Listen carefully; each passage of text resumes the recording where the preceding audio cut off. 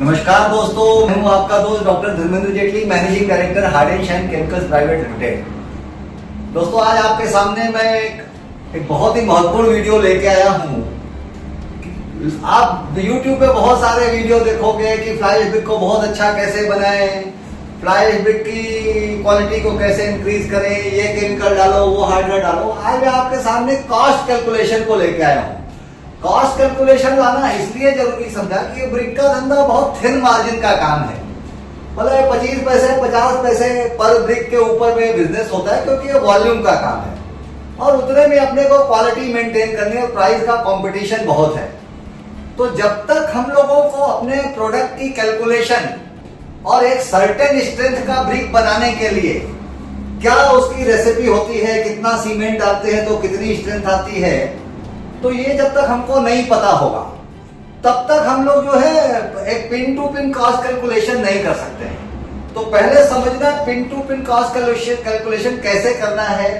फिर उसमें जब कॉस्ट कैलकुलेशन अपने हाथ में होती है तो हमको सारा क्रिस्टल क्लियर होना है कि अगर कोई, आप देखिए कंपटीशन में नॉर्मली क्या होता है, जब आप बाजार जाते हो आप बोलते हो सर ये मेरा ईटा 4 रुपए का, तो कस्टमर सबसे धीरे से क्या बोलता है 3.5 में तो मुझे कोई दूसरा भी दे रहा है। फिर आप 3.5 बोलोगे तो 3 वाला भी उसको कोई ना कोई मिल जाएगा। लेकिन 3 में उसको क्या मिल रहा है, 3.5 रुपए में उसको क्या मिल रहा है, 4 रुपए में क्या मिल रहा है, और अगर आप 5 रुपए लगा के बनाते हो कोई चीज तो उसको क्या मिलता है। तो सारांश में मैंने इस कैलकुलेशन में वही चीज क्लियर करने की कोशिश की कि आप कस्टमर को समझा सको कि 3 रुपए में क्या बनता है, कितनी स्ट्रेंथ का ईटा आ सकता है, और 5 रुपए में कितनी स्ट्रेंथ का, आपकी क्या रिक्वायरमेंट है स्ट्रेंथ की, उस हिसाब से आप ईटा बनाओ। नॉर्मली दोस्तों बाजार में जो ईटा है आज की डेट में 7.5 MPa से 10 MPa की स्ट्रेंथ का ईटा बिकता है, depending on the quality and raw material जो रिक्वायरमेंट है। और जो उसकी साइज है वो साइज होती है 230, 110, 75 mm। 9, सवा 4, 3 इसको नॉर्मल भाषा में बोलते हैं, लेकिन मैं mm में आपको बता रहा हूं। जो स्टैंडर्ड ब्रिक की साइज होती है वो होती है 230 mm लंबा, 75 mm ऊंचा और 110 mm चौड़ा। तो उसी के हिसाब से कॉस्ट का, जब आप मार्केट में जाओगे दोस्तों तो एक स्टील का स्केल भी आप देखो, क्योंकि इसमें बड़ा या साइज में भी बड़ी मारामारी होती है। क्योंकि आप मिट्टी के ईंटे को भी आप देखो तो मिट्टी के ईंटे के सबके फर्म अलग होते हैं। किसी का 8 इंच लंबा होता है, किसी का 9 इंच लंबा होता है, किसी का 2.5 इंच ऊंचा होता है, किसी का 3 इंच ऊंचा होता है। ऐसा ही फ्लाई एश ब्रिक के भी लोगों ने डाई बना के रखे हैं। किसी का आप देखोगे ईटा आप स्केल से नापोगे तो 4 इंच ही होगा, मतलब 100 mm ही होगा, ठीक। किसी का आप देखोगे तो हाइट में, मतलब आपको कैलकुलेशन जो मैंने की है तो पकड़ के चला हूं कि ये जो ब्रिक है, जो स्टैंडर्ड साइज है एज पर BIS के हिसाब से, जो स्टैंडर्ड ब्रिक की साइज होती है वो 230, 110, 75 और बल्क डेंसिटी 1400 से 1700 kg पर क्यूबिक मीटर। तो 1 क्यूबिक मीटर में जो ब्रिक होते हैं ये वाले करीब करीब 527 होते हैं। तो इसका वजन करीब 2 किलो 800 से 3 किलो 200 ग्राम के बीच में होना चाहिए। उस पर फिर कभी विस्तार में वीडियो बनाएंगे। आज हम लोग स्पेशली इसकी कॉस्ट कैलकुलेशन को वीडियो को लेके आए हुए हैं, ठीक है दोस्तों। तो अब शुरू करते हैं। मैंने कुछ चीजें मानने के तौर पे ले रखी हैं। आपको जब कैलकुलेशन करनी है तो आपको अपने एरिया का रॉ मटेरियल लेना है, क्योंकि जहां आप ब्रिक बना रहे हो तो वहां पे आसपास आपके 10-20 प्लांट होंगे, तो आपका कंपटीशन उन्हीं के साथ में होना है। तो आप वहां के रेट पकड़ोगे तो जहां से आपको फ्लाई ऐश आती होगी, जिस पावर प्लांट से उसी पावर प्लांट से उसको भी फ्लाई ऐश आती होगी, जिस जगहों से, जिन सप्लायर से स्टोन डस्ट उनको आती होगी वहीं से आपको आती होगी, जो सीमेंट आपके मार्केट में मिलती होगी वही सीमेंट आपके। तो दूसरा अगर कोई बोले कि 4 में कैसे दे रहे, तो आपका भी रॉ मटेरियल की कॉस्ट वही आने वाली है उस शहर में। और जो दूसरा अगर सस्ता कर रहा है, सस्ता बेच रहा है, तो कैसे दे सकता है आपको ये भी देखना है। दूसरा दोस्तों, मिक्स डिजाइन का तो फर्क होता ही होता है, साथ में फ्लाई एश ब्रिक की मशीन का भी एक इसमें बहुत बड़ा रोल होता है, क्योंकि ये हेमी हाइड्रेट मटेरियल होता है और इसमें कॉम्पैक्शन का भी एक बहुत बड़ा रोल होता है, जो ब्रिक की स्ट्रेंथ को गेन करने में सहायता देता है। तो हाई कॉम्पैक्शन की मशीनों में अमूमन सीमेंट की मात्रा थोड़ी कम लगती है बनिस्बत के जो लो कॉम्पैक्शन की मशीन होती है। तो अभी हमने मिसाल के तौर पे कुछ रेट लिए कि सीमेंट OPC का हमने ये रेट पकड़ के रखा है कि करीब करीब आज OPC का रेट 50 किलो की बोरी 400 रुपए की आती है। तो 1 किलो सीमेंट करीब 8 रुपए की पड़ती है। तो ये मैंने सीमेंट का रेट पकड़ा है 8 रुपए केजी। दूसरा मैंने स्टोन डस्ट देखा है कि करीब करीब अब 3,000 रुपए के आसपास ट्रॉली मिलने लगी है। 100 CFT मतलब 30 रुपया CFT, क्योंकि सैंड माइनिंग ये वो सब तो चीजें महंगी है। तो एक CFT स्टोन डस्ट करीब करीब 38 से 42 किलो की उसकी बल्क डेंसिटी होती है। तो मैंने 40 किलो एक थंब रूल पकड़ा। तो अगर 3,000 रुपए की 100 CFT की गाड़ी आती है, 30 रुपए से CFT मिलती है, तो 75 पैसे किलो में मैंने उसको भी कन्वर्ट कर लिया। ठीक, उसके बाद फ्लाई ऐश भी अब अमूमन जो मेरे पास कस्टमर इंडिया में मेरे बहुत सारे फ्लाई ऐश ब्रिक के कस्टमर, इसलिए मैं एक एवरेज डाटा के हिसाब से बोलता हूं। कहीं तो फ्लाई ऐश बिल्कुल फ्री मिलती है, कहीं 1 रुपए तक का भी ट्रांसपोर्टेशन आता है, कहीं 600 रुपए भी ट्रांसपोर्टेशन आता है। तो अभी इंडिया के बहुत सारे पार्ट में फ्लाई ऐश फ्री नहीं है, पर एक एवरेज जो है, अगर आसाम, गुवाहाटी, नॉर्थ ईस्ट के एरिया को छोड़ दे, वहां फ्लाई ऐश 1 रुपए के किलो के भी पार चली जाते, तो वहां पे लोग स्टोन डस्ट से ईंटा बनाते हैं। तो स्टोन डस्ट से ईंटा बनाने के लिए हम लोग चर्चा करेंगे बाद में दूसरे प्रोडक्ट की जो प्रीफास्ट नाम से आता है। आज रैपिड ऐश की भी चर्चा करने से फ्लाई ऐश ब्रिक पे ही बात करनी है। ठीक है, तो 600 रुपए टन मैंने पकड़ लिया फ्लाई ऐश का रेट। तो 1 किलो फ्लाई ऐश जो है मतलब करीब 60 पैसा पड़ती है। अब हम एक मानक के तौर पे लेके चलते हैं कि हम जो ब्रिक बनाने जा रहे हैं उसमें जो पैन मिक्सचर है उसकी कैपेसिटी 500 किलो की है। आपका पैन मिक्सचर 400 किलो का हो सकता है, किसी का 300 किलो का हो सकता है, किसी का 200 किलो का हो सकता है। आपको कल मैंने एक थंब रूल के हिसाब से मैं एक बैच बनाने जा रहा हूं, जो total batch including fly ash brick को बनाने में मेनली 3 ही कंपोनेंट लगते हैं। पहला है सीमेंट, दूसरा स्टोन डस्ट और तीसरा फ्लाई ऐश, और चौथा पानी है, और 5वां केमिकल एडमिक्सचर्स होते हैं। तो ये 3 चीजों को जो मिला के अपन बैच बनाएंगे, वो 500 केजी का मैं बैच पकड़ता हूं। तो 500 केजी बैच को प्रिपेयर करने के लिए हमने 47% फ्लाई ऐश ले लिया है। ठीक, 47% फ्लाई ऐश मतलब 500 किलो के बैच में लेंगे तो ये करीब 60 पैसे किलो पड़ती है। तो ये 235 केजी फ्लाई ऐश 141 रुपए की आ जाएगी। ठीक, 235 किलो 60 पैसा किलो रेट, तो 141 रुपए की फ्लाई। ठीक, ऐसे ही हमने इसमें 47% स्टोन डस्ट डाल दी, तो उसका भी वजन करीब 235 किलो ही आएगा। और स्टोन डस्ट का रेट हमने 75 पैसे किलो पकड़ा हुआ है। तो 235 किलो स्टोन डस्ट 176 रुपए, 176 रुपीज किलो। तीसरा हमने सीमेंट पकड़ा, क्योंकि भैया देखिए हमको ये 100% करना है।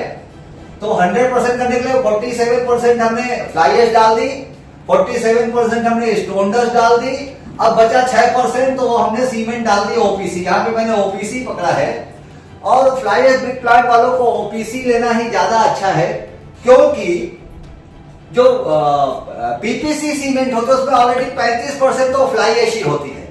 तो जब आप ब्रिक बना रहे हो, और अगर आप मान लो 6% जहां पे आप ओपीसी सीमेंट डालोगे, तो वहां पे आपको 8 से 9% सीमेंट फ्लाई ऐश वाली डालनी पड़ेगी, मतलब पीपीसी सी। तो फ्लाई ऐश आपके पास है, तो जो मजबूती 8 साढ़े 8% सीमेंट डाल के आपको आती है पीपीसी सीमेंट डाल के, वही मजबूती आप करीब करीब 6% सीमेंट ओपीसी डाल के यूज कर सकते हैं। इसलिए मैं यहाँ पे पीपीसी सीमेंट की जगह ओपीसी सीमेंट लेने की रिकमेंड करता हूँ।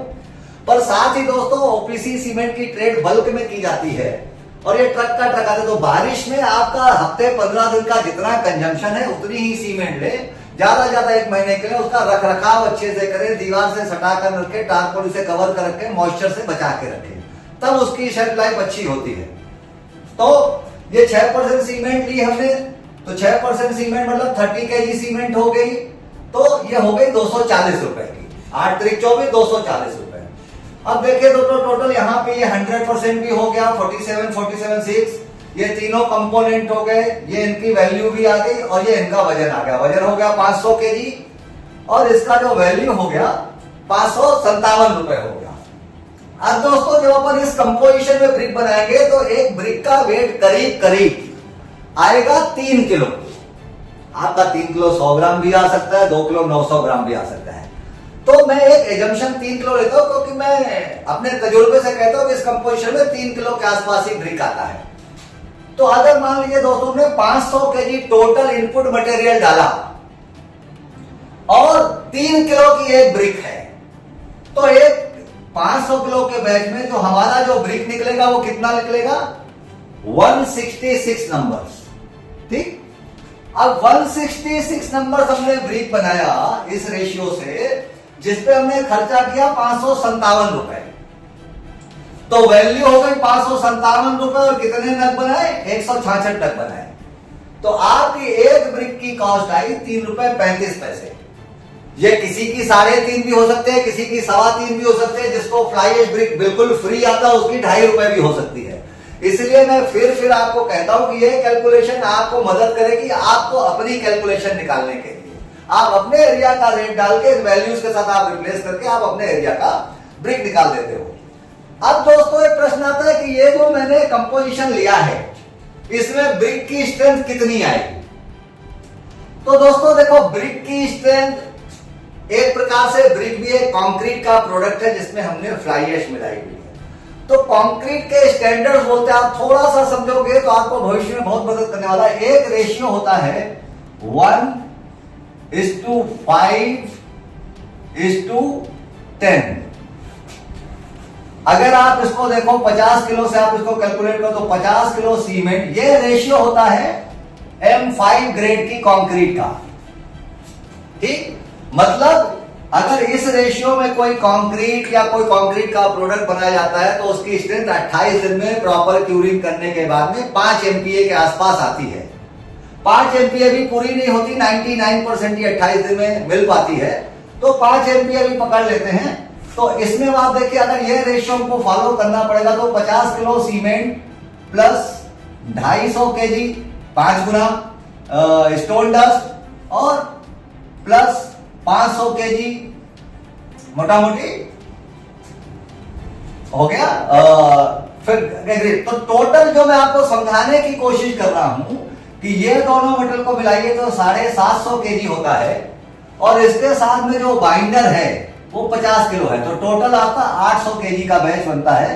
तब आपकी एक M5 ग्रेड की कंक्रीट बनती है जिसमें M5 की स्ट्रेंथ आती है। अब अगर एक दूसरा भी रेशियो होता है दोस्तों, उसको बोलते हैं 7.5 MPa की ग्रेड की कंक्रीट। ठीक वैसे ही उसका रेशियो होता है 1:4:8, मतलब 50 प्लस 200 प्लस 400।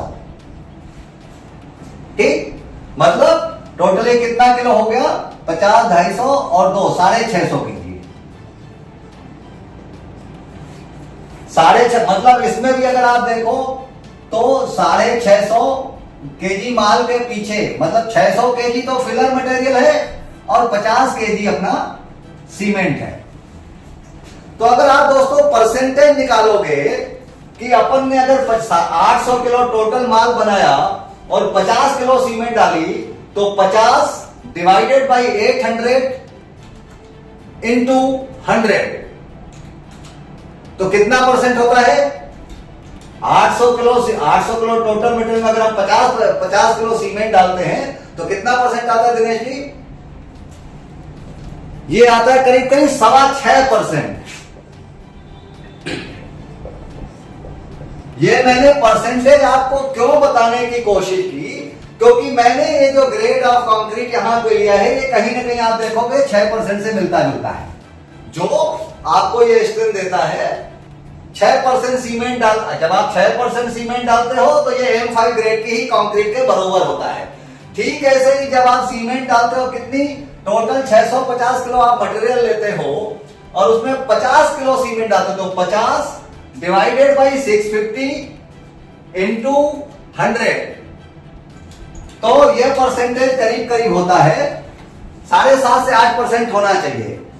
ये देखिए 7.69, मतलब इसको 7.6%। तो मतलब एक थंब रूल है कि जब आप 6% सीमेंट डालते हो तो 5 MPa तक का ब्रिक तैयार होता है। जब आप 7.5% के आसपास सीमेंट डालते हो तो 7.5 MPa का ब्रिक तैयार होता है। ठीक है, जब आप 10% सीमेंट का भी मैं आपको बता देता हूं, 136 ये होता है M10 का।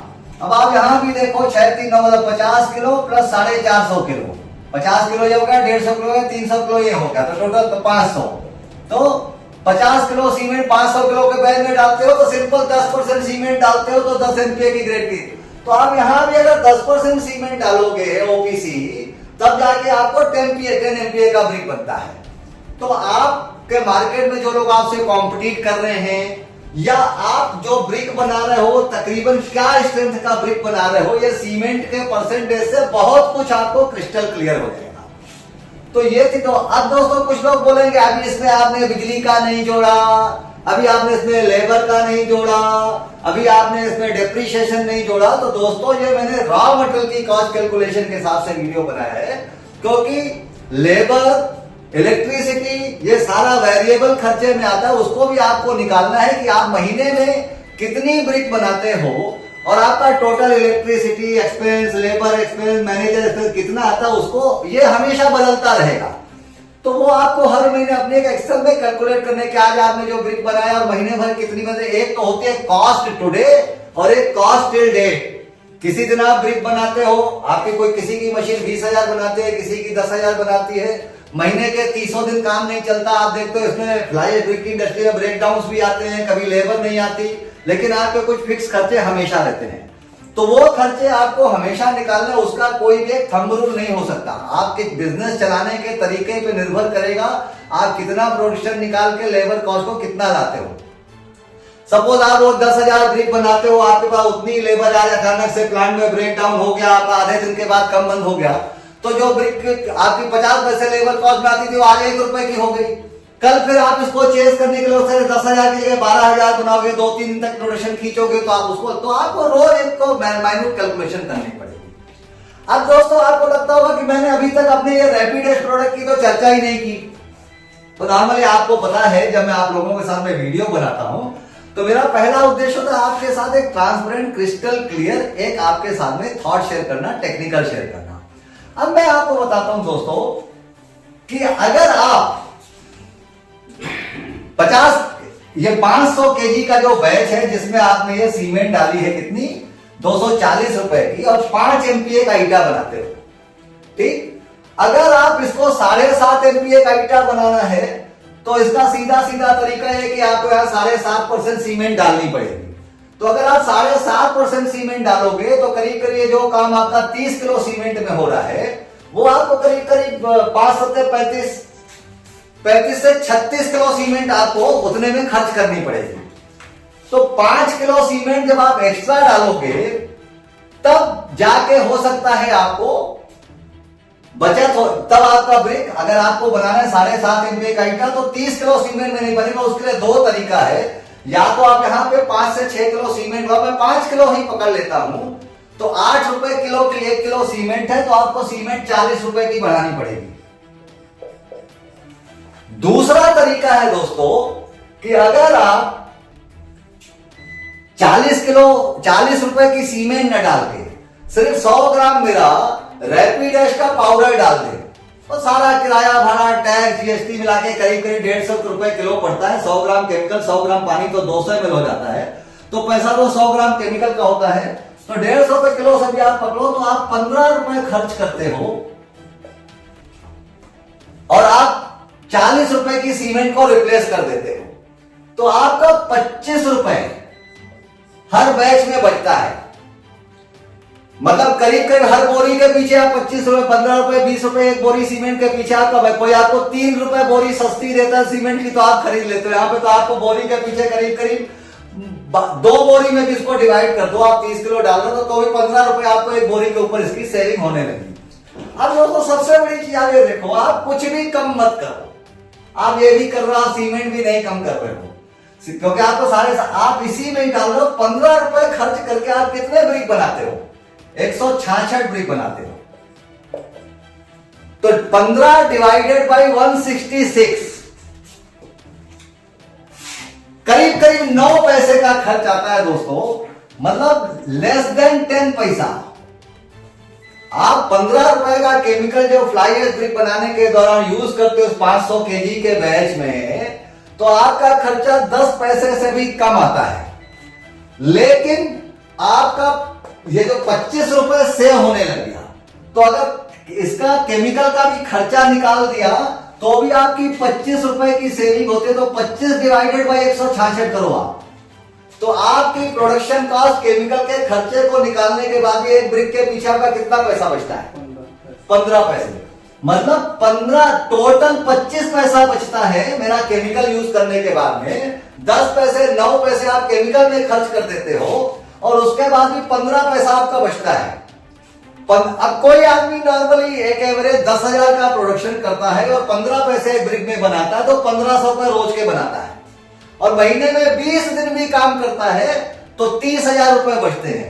30,000 रुपए में हो सकता है आपके प्लांट की इलेक्ट्रिसिटी का बिल आ जाए, हो सकता है आपके 2 सुपरवाइजरों की तनख्वाह निकल जाए। या 30,000 आपको छोटा लगता है, हमेशा बूंद बूंद करके खड़ा पड़ता है, क्योंकि आप जो धंधा कर रहे हो वो धंधा बहुत प्रॉफिट का नहीं है, वो है ही 25-50 पैसे का धंधा। तो यहाँ पे आपको हर जगह 1-1, 2-2 पैसे बचा के आप एक बड़ी रकम, आप कभी ये मत सोचो कि आप जो है ब्रिक में रोज 2 रुपए और 1 रुपए कमाओगे, इसमें 50 पैसा 60 पैसा, तो ये आपको 25 पैसे का इम्पैक्ट, बहुत बड़ा इम्पैक्ट होता है आपके ब्रिक में कॉस्ट को सेविंग करने के लिए। दूसरा, न केवल आपकी ये सीमेंट बचती है, और 30 किलो सीमेंट में आज जहां 5 MPa की स्ट्रेंथ का ईंटा बना रहे थे, करीब करीब 7.5 MPa तक का ईंटा बनता है। जब आप इसको यूज नहीं करते तो जो स्ट्रेंथ आपने चाहिए वो स्ट्रेंथ करीब करीब आपको 28 दिन लगेगा जब आप प्रॉपर क्यूरिंग करोगे। लेकिन मेरा प्रोडक्ट यूज करने के बाद में दोस्तों, सिर्फ बनाने के बाद एक बार क्यूरिंग करना है, और जो स्ट्रेंथ आपको 28 दिन में आती है वो करीब करीब 10 से 15 दिन में आ जाती है। आपका ब्रेकेज रिड्यूस हो जाता है, आपके ब्रिक के कॉर्नर एजेस शार्प हो जाते हैं, ब्रिक का लुक अच्छा बढ़ जाता है, जो बार बार पंच में माल चिपकता है वो माल चिपकने की प्रॉब्लम हो जाती है, जो बिल्कुल खत्म हो जाती है। तो ऐसे 1000 फायदे हैं। आपका ईंटा जब स्टैकिंग करते हो, जितना ईंटा बढ़िया रेक्टेंगुलर दिखता है, कस्टमर को देख के उतना ही अच्छा लगता है। लेकिन अगर आप का ईंटा गोल मटोल है, कोने किनारे टूट गए, तो आप 10% भी सीमेंट डालते हो तो कस्टमर को लगता है इस प्लांट में सीमेंट ढंग से नहीं मिलाई जाती। दूसरा, ठंड के दिनों में आप देखो, अब बारिश आ गई, सारा रॉ मटेरियल भी गीला रहता है, ठंड के दिनों में 2-2 दिन तक ईंटा सूखता नहीं, आप कुछ भी कोशिश कर लो, क्योंकि सेटिंग टाइम डिले होता है सीमेंट का।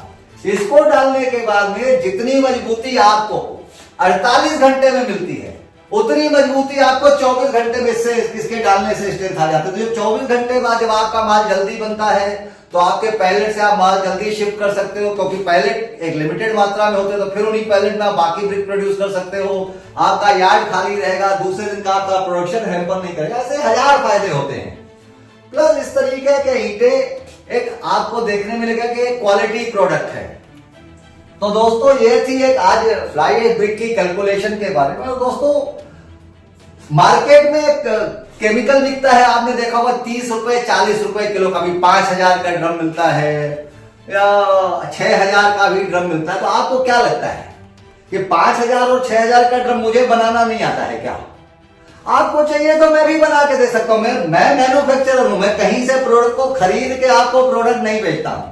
आपको 5000 का क्या 3000 का भी ड्रम चाहिए तो मैं दे सकता हूं। आप कोई केमिकल लेते हो 20 रुपए किलो का, और 1 लीटर डालने के बाद भी वो रिजल्ट नहीं आता, और आप एक केमिकल लेते हो 150 किलो का और 100 रुपए डाल के भी आता है, तो आपने खर्च कितने किए? इसलिए दोस्तों पहला तो आपको कोई, आप केमिकल मुझसे खरीदो या किसी से खरीदो, पर आपको हमेशा अपना, ना केवल केमिकल, जितना भी रॉ मटेरियल, जो मशीनरी आप यूज करते हो, कि जो आपका सप्लायर है उसको आपके धंधे की कितनी समझ है।